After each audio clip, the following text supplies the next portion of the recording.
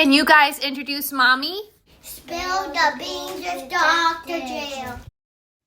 Hi, everyone. Thank you for joining today's episode of Spill the Beans. We have another exciting guest that I'm going to allow them to introduce themselves, and then we're going to talk a little bit about the intersection of our work and vicarious trauma. So, welcome to the show. Thank you.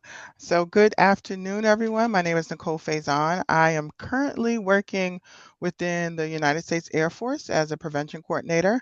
I've been doing this for about 2 years now, but most of my work has really been in the collegiate realm. Where I did 20 plus years within housing, student affairs, student conduct. So, vicarious trauma, I'm well aware of and am excited to talk about.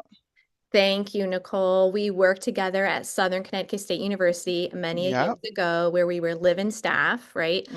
Lots of Yep. fun memories and stories of that, but we recently reconnected because you were conducting research. Correct, correct. I was doing my dissertation, and my dissertation topic was on the responsibilities and accountability within the college realm and making sure that institutions are safe for our students, specifically our survivors, right?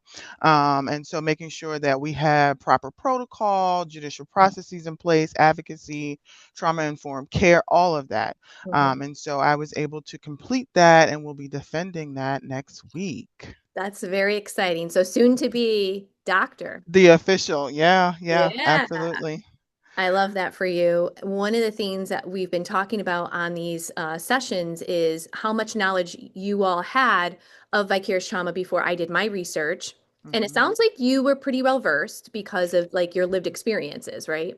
Correct. From the work that we did in higher ed, Yep. but also when I turned over into the government side, they did a lot of training for us as victim advocates in the beginning, Mhm. and they touched on a lot of that trauma-informed, vicarious trauma, actually doing the work and then understanding how to develop within yourself, Mhm. and making sure you don't take that home.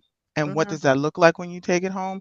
So we did a lot of that work, and so I will say that the government did a good job in preparing us for that. Do you feel that that is across the board? That Hmm. that's all sectors, or did you get lucky today, like you with this, you know? So I think it all depends on who the supervisor is, Mm, and where their mindset is. Because the first two positions I had, they were individuals who they had degrees in that. That was their degree in psychology, or their degree and their background was in victim care, and mm, so that came in. Previous places, institutions, we had some of that training, right? mhm, Because as directors and assistant directors, hall directors, we had response. And so we wanted to make sure that we were taking care of not only our students, but also ourselves. But again, it really depended on the supervisor, because if they mhm. didn't see the need to develop and make sure that their staff was taken care of, then it kind of fell at the wayside. And so you had to do it on your own. Yeah, kind of very Mhm. sad, I have to Mhm. say. Yes. Are you surprised if I told you that there are still so many residential staff and programs that do not nurture vicarious trauma? Oh, I would not be surprised. Mm, And I say that because even during my work for my dissertation, some of those questions came up. Like, so, you've gone through all of this stuff. How do you take care of yourself? What does that right. look like? Hmm. What does your supervisor provide you all in regards to training and the trauma that you deal with as a response, right? Um, as a responder, and then what do you do on your personal? And a lot of times it was like, we really don't have much. Right. We really don't do much. One of the positions I held before coming here, I was in student conduct, and our director of student conduct was huge on vicarious trauma, trauma informed, Hmm. in regards to her processes for the judicial process, in regards to her staffing. There was many a times we had moments where it would be a staff meeting, and she would say, "We're doing a timeout. Yeah. How are we showing up today? What Right. does that look like for you?" Because we had a lot of cases during that year when it came to political response. and we were Mhm. dealing with that. And so she was like, we need to do a lot of self reflection in order to assist our students. So let's take a time out. We don't need to talk about staff meeting stuff right now. Mhm. Let's dive into this. And so she So provided that space. that's beautiful because I'm hearing a theme of it all depends on your supervisor's knowledge, It really right? does. And It really does. I also believe that there's a void with the vicarious trauma support, but also confusion amongst these colleagues that we have of self-care is vicarious trauma and not Hmm. understanding that those are actually two different pieces, right? Absolutely. So we shouldn't be just happy to get a supervisor that's talking about self-care. We need the whole kit and caboodle, right? Hmm. Hmm. What, I mean, I have so many questions for you, but like, what, how do we get there? What have you seen that has worked? Um, I think it has to do with two levels. I think the institution, organization, whatever you want to call it, has to see it as preventative measures. We Mhm. have to be proactive and put in place preventative measures, not just for those who we take care of, but also for the staff, right? But then on the flip side, I say individually, we have to be intentional with that. We have to request it. We have to say, hey, we need to talk about this. This is Mhm. stuff that we need to bring to the table. Even if you do the research and you bring it to the table yourself and say, hey, does anybody know X, Y, and Z? Or are you aware of this? Or I went to this conference. I'm a big person on continuous learning. I will go and look and listen to a webinar while I'm doing seven different things, but I'm also learning about something completely different to help me in my position. Right. So that's why I said that individuals have to be intentional about seeking that as well as the institution. They have to see it as a key component in their prevention efforts. If you don't put that in your prevention efforts, you're not in a readiness mode. You're being reactive because now you're reacting of, oh, now my staff seem to be burnt out. They seem to be emotionally fatigued. Why? I wonder why. Well, if you had did the preventative stuff beforehand, you Right. would have understood that we need to have this conversation continuously about the trauma that individuals are dealing with in their work, in their line of work. Investing in the employee has got to look different than Hmm. 30, 20 years ago, right? Hmm. Absolutely. I mean, it's kind of like it's funny because here in the Air Force, it's like, you know, people first, mission second, and you would think that it would be mission first, but truthfully, they understand that the person has to come first. We have to have the person ready, mentally, physically, everything, all the holistic person before we can be mission ready. And so Right. I think that really has to be taken out of not just the service realm, but in other organizations as well. Has there been a moment where you've said to yourself, higher ed could really learn from the government and this Hmm. sector, or vice versa, that you wish that you can I mean, and that's another thing is that there's so much research that needs to be done, but at some point we have to say we can't be researching it all, right? Like that somebody else can do that. You're getting your doctorate, right? Right. But what would be a shared theme that you would want both of the companies to like work together on? Man, I was thinking about this every time I come to work because it is the same entity. It is the same population, right? You have your junior enlisted, you have your freshmen, you have your sophomores and juniors, you have your mid-level NCOs, and then you have your leadership, which is your seniors and even your higher ups, right? The structure is still the same, Mhm. right? It's the care.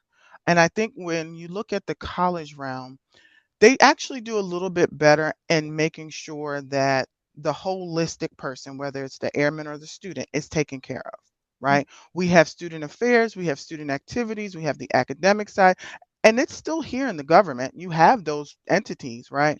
Yeah. But I think the college realm does better in collaborating. Mm. We do a little bit better. I'm not saying we're great at it, but we do a little bit better in collaborating. You have housing that collaborates with student activities and student conduct and student affairs and the dean of students to make sure that student or the students are taken care of, right? Mhm. Here, I think the government, we're so siloed at times Mm. where we could have conversations and be like, hey, we're all trying to help the airmen, Right.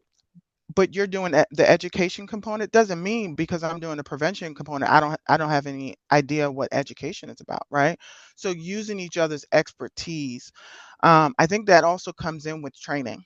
Mm, And you talking about that vicarious trauma, like we all are going through something at some point in our lives, and bringing that as a holistic component within the government, I think would help us to create those preventative measures and initiatives that we need so that we don't have to do a lot of reaction. right. Um, but those two, it sometimes there's days that I'm like, y'all just the same. Yeah, Right. One, the yeah, one collegiate has a realm. mascot that's an animal, and Right, the other one is right, a mascot that's a flag, right? Like, right, I right. was It's also just the thinking about same. how sad it is. I have so many colleagues or peers that I meet who say, I would love to bring you into my organization, but we don't have the buy-in, we don't have the Mhm, finances. And I say, mhm, that's fine, but and we can do things one-on-one, but mhm, then you're going to have burnout. You're going to have to put in the money either on the front end or the back end. You're going to have mhm, people that say, this isn't what I signed up for, or I don't have the tools. And I'm not going to say that they're more fragile because of COVID pandemic, but I do feel like priorities have changed, mhm, right? They've mhm. shifted a little. Absolutely. Absolutely. I think the priorities even changed once COVID was somewhat clear, if you want to say clear, right? Right. Now our priorities is this political mission, Mm, right? And so where does everyone sit in that? Because everyone's like, well, I don't work for the government. Yeah, but things are trickling down. They're trickle effects. And so if I'm dealing with something and you may not work for the government, but you're my friend and we're talking about it, you're like, dag, you got to go through all of that. That sits on a person, sure. right? And so how do you navigate that is the Mm, question. mhm, um I think the other component to it is that with COVID, we saw like people needed a break. mm, They didn't realize they needed a break, but they needed a break. right. I mean, granted, there was an uptick in some things, but when you talk to people, they were like, wow, those first 2 weeks was just great. Just not being able to have to get up and think about stuff and just, okay, we need to eat. Now, after that first 3 months and it got a little longer, yeah, that's when the stress really started to get in. But people Sure. really needed a mental break. Yeah. And that showed itself. Even now, when you have people who are still teleworking, Sure. they're like, "Hey, I do better and I'm more productive when I can telework. I Mm, don't want to go into a place where it's toxic. The mm, hostility is seen, you can feel it, but I right. can knock out my projects at home and not have to deal with that and still be productive." Yeah. It's amazing that the things that we learned from such a tragic time, right? Mhm. And are we Mhm. taking lessons from that or not? I Mhm. wonder, as we're wrapping up our call, if there's any intersection with your identity in the space that you were in. You mentioned like taking a break. I have Mhm. found in my identity, being a mother and being of a woman of a certain age, that Mhm. I don't feel the need to get approval when I need that break because no one other than myself can manage what I can and can't handle. And I don't feel uh judgment need not to be, right? Like I Mhm. don't need other people. I don't want to worry about that the way that I was, maybe 20 years ago. Mhm. Mhm. How are you in that space? Um, so it depends because I show up in different areas, right? I have different components that I think sometimes I am okay with saying, "Hey, I need to take a break." Right. We just had a conversation where I was like, I don't want to take on more responsibilities at this point in my life because I did so much of that 20 plus years ago that I'm tired. And so I want to protect my space because I know if I take on this role and I take on this role, I'm gonna be stressed. I'm not gonna have enough sleep, and then I'm gonna be grouchy, and then how that all comes down, right? But then the other piece of that is family. Like I took a Mhm. lot of time away from raising my daughter. And now she's 20, right? And we have this conversation and she's like, "Mom, I don't know how you did it." And I don't know how I did it. There's many a times I don't know how I did it. But there are times when she was like, "I missed you." And No. that hurts as a mom, right? Like I missed you when, I tried to be at everything, but there were a few things I couldn't be at. And she was like, "I missed you at this." And I'm like, "Dag." And so for a parent, a single mom at that, I always like to remind them, hey, we can't do everything. We have to take that cape off at times and be like, hey, it needs to go in the wash and I'm gonna go play with my kids because time moves so fast. Like to say I have a 20-year-old and we met and she was probably like 3 Baby. is crazy, Mm, right? And so I think for me, I am able to say, it's not good for me. It's not good for me to do X, Y, and Z. I need to take this mental break. Um, but that comes with time, mm-hmm. and that comes with understanding where you are in your role, Right. right? And how you can say that, because there's some people that I ain't gonna do that. No, that's not what we're saying. What we're Right. saying is, at this time in this capacity, I don't have it. Right. However, give me some time and I'll be able to knock it out in like 2 days or whatever it may be. That's different. Yeah. But it also, like I said, goes back to your supervisor too, Mm-hmm. having that collaborative effort and understanding, like, hey, there's times where I'm not going to be at my full best because I'm struggling with X, Y, and Z. Be Right. upfront with your supervisor. I'm not telling anybody to tell all their business, Right. but be real and be honest and be transparent. And when supervisors ask you, what do you want from me, make sure you say that, because supervisors will say, so what can I do? How can I help you develop? Well, be transparent and be open to my transparency, because there are going to be times where I need to tap out. And so true, because in my workshop that I've been able to do with people, I say, were you ever asked the question of how do you manage your vicarious trauma in the interview? And then Mhm. why didn't you ask that of your supervisor? Mhm. Because that Mhm. conversation is not happening until Yep. what hits the fan and they're like, Mhm. oh, scrambling. And I also think that one of the things that I've learned is if I don't shake off that ick, is what I call it, that Mhm. trauma that you're getting secondarily, Mhm. then I bring that home and I got to dump it somewhere. Am I dumping it in the Mhm. laundry basket that now I'm Mhm. resentful for? Am I dumping Mhm. it in the food that I'm making?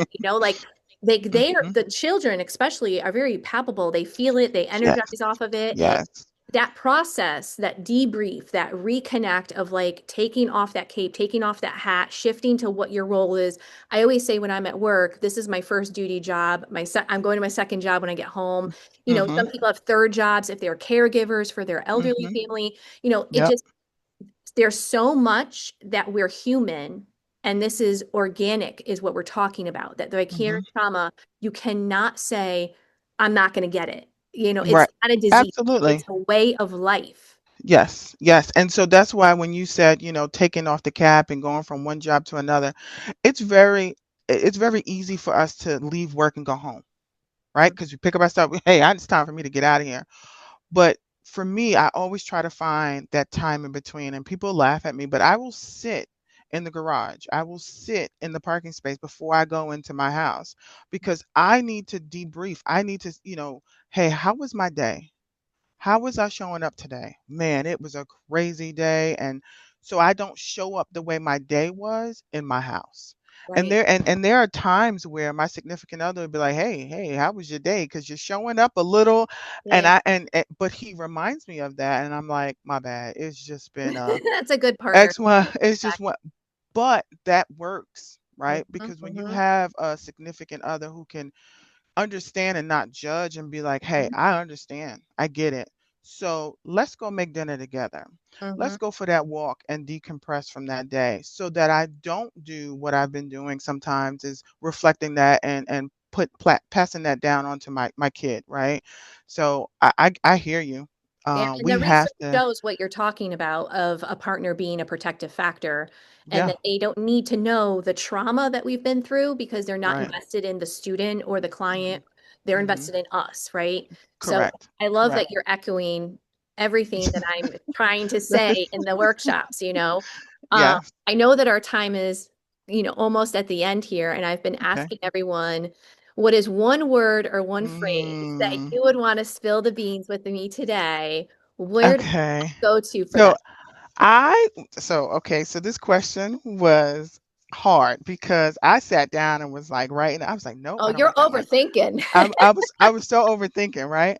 Right. But I also saw it as, this is an opportunity for people to understand that it's okay, Mm, right? And so my thing was, um, accountability is prevention. ooh, Vicarious trauma is prevention. oh, Because if we don't take accountability for ourselves and others, that vicarious trauma is going to stay there, and it's going to be a bad cycle to break down, not just for us, but for our mm-hmm. kids, Yeah. right? Because it continues. So that would be my statement. I would love it. It would be like my next tattoo. Very powerful conversation. Thank you so much. Soon Absolutely. to be Dr. Nicole. Yes, I And will. we thank you so much for joining us today on Spill the Beans with Dr. Jill. Thanks so much, Thank everyone. you. Have a good one. Bye. Hi, everyone. I am just circling back after my conversation with Nicole, soon to be Dr. Nicole, and wanted to reflect a little bit with you as I'm still kind of processing how aligned her sector is with higher ed.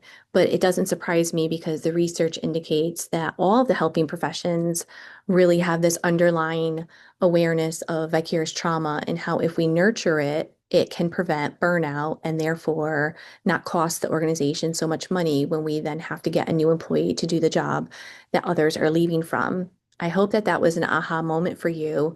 I loved how authentic Nicole was able to be with us about what she has seen from the higher ed sector versus the military. And I really appreciate that I'm able to bring you forward individuals that I've met along my journey, but are in different spaces and different times.